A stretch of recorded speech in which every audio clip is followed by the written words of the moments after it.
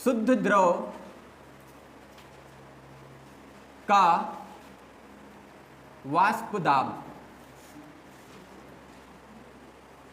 ध्यान से इसको समझना है, बहुत इंपॉर्टेंट है। शुद्ध द्रव का वाष्प दाब।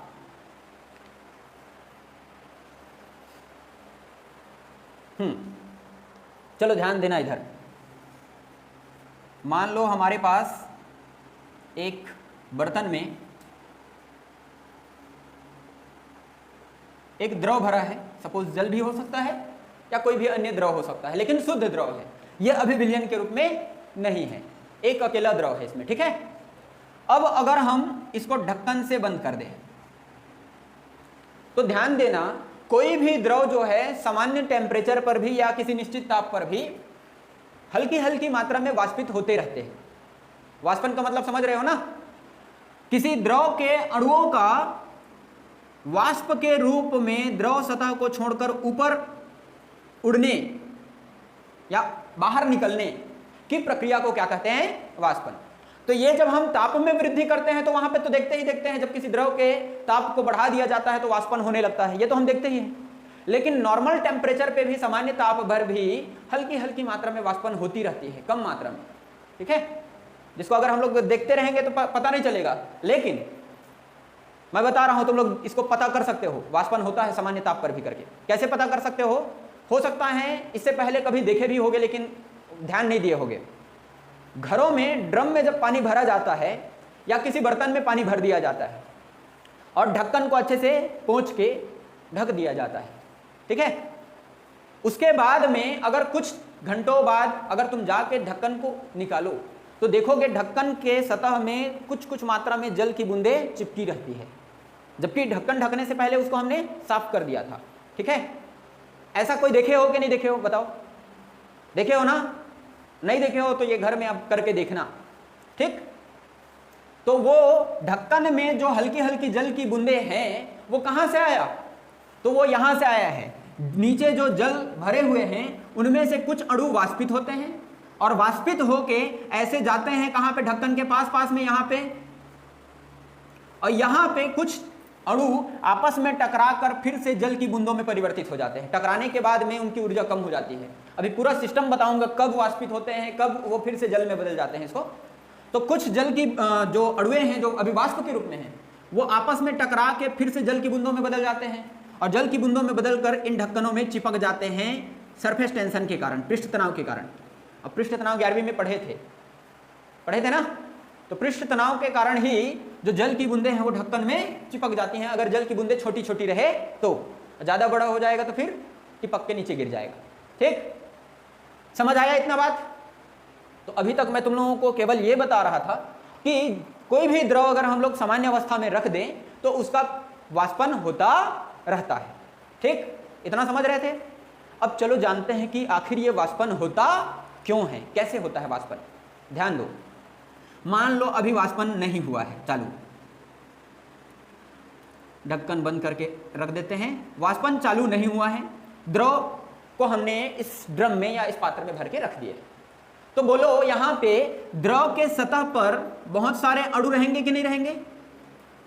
वो तो पूरे पदार्थ में रहेंगे लेकिन सतह में भी बहुत सारे अणु होंगे ना द्रव के, चाहे कोई भी द्रव रहे। कैसे अणु रहेंगे? यहाँ पे ये सब अणु एक दूसरे से ऐसे कुछ कुछ पास में होंगे और एक दूसरे पर कौन सा बल लगाएंगे? अंतराण्विक आकर्षण बल लगाएंगे, ठीक है। अणुओं के बीच अंतराण्विक आकर्षण बल लगती है। क्लियर? इधर देखते जाना, सतह में भी बहुत सारे अणु होंगे, अवयवी कण होंगे, और पूरे अंदर वाले भाग में भी बहुत सारे अणु होंगे, अवयवी कण होंगे। तो होता क्या है, इनमें से कुछ अणु बाहर के वातावरण से उष्मा या ऊर्जा ग्रहण कर करके एक निश्चित ऊर्जा प्राप्त कर लेते हैं, ऊर्जा ग्रहण कर लेते हैं, जिसे निष्कासन ऊर्जा कहते हैं। और उस ऊर्जा को जब वो ग्रहण कर लेते हैं तो वो फिर इस द्रव के सतह को छोड़कर, पृष्ठ को छोड़कर ऊपर उड़ने लगते हैं, ठीक है। लेकिन क्या समझे यहां से कि किसी भी द्रव के अणु को वाष्पित होने के लिए एक न्यूनतम ऊर्जा की आवश्यकता होती है, तभी जाके वो वाष्पित हो पाते हैं। उस न्यूनतम ऊर्जा को क्या कहेंगे? निष्कासन ऊर्जा, ठीक है। समझ लो घर में किसी घर में कोई लड़का है, और वो अपने पेरेंट्स के साथ रह रहा है, अपने पेरेंट्स के साथ, समझ लो अपने माता पिता के घर में रह रहा है, लेकिन उसके पास इतना क्षमता नहीं है कि वो पैसा कमा सके और अपना जीवन यापन कर सके, तो वो क्या घर छोड़कर जाने का कोशिश करेगा? करेगा क्या बोलो? भले ही 4 लात खा ले पिता से अपने, लेकिन घर में बैठ के कम से कम खाने पीने का तो इंतजाम हो जाएगा, सोचेगा, है कि नहीं? लेकिन जिस दिन वो अपने पैर पर खड़ा हो जाएगा, कमाने लग जाएगा, उस दिन के बाद में फिर कोई मुझे कुछ नहीं बोलेगा, अगर कोई बात करेगा तो मैं घर छोड़ के चला जाऊंगा, ये बोलेगा, क्योंकि उसका इतना क्षमता आ गया है, इतना ऊर्जा उसके पास है कि वो बाहर सरवाइव कर सकता है कि नहीं? तो वैसे ही जब तक इन अणुओं की ऊर्जा न्यूनतम होती है, कम होती है, तब तक ये पृष्ठ को छोड़कर, मतलब फैमिली को छोड़कर बाहर नहीं जा पाते। लेकिन जैसे ही इनको पर्याप्त ऊर्जा मिल जाती है, मान लो 10 करोड़ मिल गया किसी को, एक घर बैठे, अब उसके बाद 10 करोड़ है तो कहीं भी जाकर मौज कर सकते हैं करके निकल जाएगा घर से बाहर, है कि नहीं? वैसे ही जब इनमें से कुछ अणुओं को इतनी ऊर्जा प्राप्त हो जाती है, कितनी? निष्कासन ऊर्जा प्राप्त हो जाती है, तो वो इस पृष्ठ को छोड़कर, द्रव के पृष्ठ को छोड़कर हवा में उड़ने लगते हैं। कहाँ उड़ने लगते हैं? मिल गया पैसा तो उड़ेंगे ना, तो ऐसे ही हवा में उड़ने लगते हैं। इसी प्रक्रिया को हम कहते हैं वाष्पन। कोई डाउट थोड़ी है इतने में? बताओ, ये सब समझने की चीजें हैं, लिखना जरूरी नहीं है। कैसे होता है वाष्पन समझ आ रहा है? नॉर्मल टेम्परेचर पे भी होता है, ठीक, क्योंकि नॉर्मल टेम्परेचर में भी तो बाहर से थोड़ी थोड़ी ऊर्जा मिलती रहेगी ना, और अगर बाहर से कोई और उष्मा दे दे, ताप बढ़ा दे, मान लो अंबानी आके और पैसा दे दे, लो 10 करोड़ मेरे तरफ से भी, अब तो फिर वो और उड़ेगा, तो ताप बढ़ा देते हैं तो वाष्पन और तेज हो जाता है। ठीक है, क्या क्या समझ आया यहां से? वाष्पन क्या है समझ आया? वाष्पित होने के लिए द्रव अणुओं के पास एक न्यूनतम ऊर्जा होनी चाहिए, उस न्यूनतम ऊर्जा को क्या कहेंगे? निष्कासन ऊर्जा कहेंगे। जब किसी अणु को निष्कासन ऊर्जा मिल जाएगी तो वो द्रव पृष्ठ को छोड़कर वाष्पित हो जाएंगे और ऊपर उड़ने लगेंगे। क्लियर है? इतना तक समझ आ गया? अब ध्यान दो, अब उड़ तो रहे हैं, बाहर घूम रहे हैं, मजा कर रहे हैं, मौज कर रहे हैं, ठीक, और जब ये घूम रहे होते हैं यहाँ पे वायु में या कहें ऊपर के खाली जगह में, तो ये रैंडमली घूमते हैं। रैंडमली घूमने का मतलब कभी इधर कभी उधर कभी इधर, ऐसे घूमते रहते हैं, ऐसा नहीं कि सीधे रास्ते में ही जाएंगे। ठीक, समझ आ रहा है बात? कभी सिनेमा जाएंगे देखने के लिए, कभी और कहीं घूमने जाएंगे, ऐसे लगातार इधर उधर करते रहेंगे। ठीक है, तो जब ये रैंडमली इधर उधर गति करते रहते हैं तो कई बार इन अणुओं का आपस में टक्कर भी होता है। ठीक, क्या होता है? टक्कर, मतलब समझ लो एक्सीडेंट। और जैसे ही एक्सीडेंट होगा फिर अपने माता पिता का याद आएगा, आएगा कि नहीं? तो वैसे ही जैसे ही इन अणुओं का आपस में टक्कर होता है, इनकी ऊर्जा खो जाती है, मतलब जितना पैसा मिला था, समझ लो एक्सीडेंट हो गया, पैसा गिर गया, निकल लिया कोई चोरी करके, उसके बाद किसको याद करोगे? अपने माता पिता को याद करोगे ना।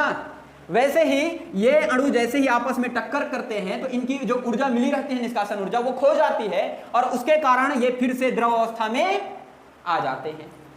ठीक, अब वो ऊर्जा खोई कहां? क्योंकि हम जानते हैं ऊर्जा ना तो नष्ट होती है ना तो उत्पन्न होती है, केवल एक पदार्थ से दूसरे पदार्थ में स्थानांतरित होती है या एक रूप से दूसरे रूप में रूपांतरित होती है।